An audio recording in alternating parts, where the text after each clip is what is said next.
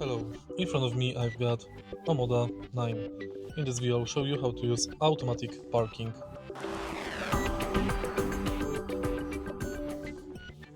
In the beginning, take a look at the screen display. Here, go to APA and accept. Select parking, mode, for example automatic, reverse by tracking and parking space selection. And now, fasten your seatbelt.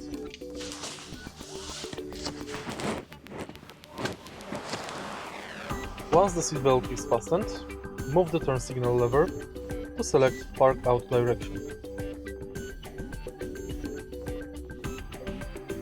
Keep braking and click Start Parking.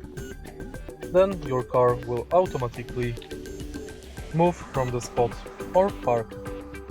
If you find this video helpful, please like, comment and subscribe.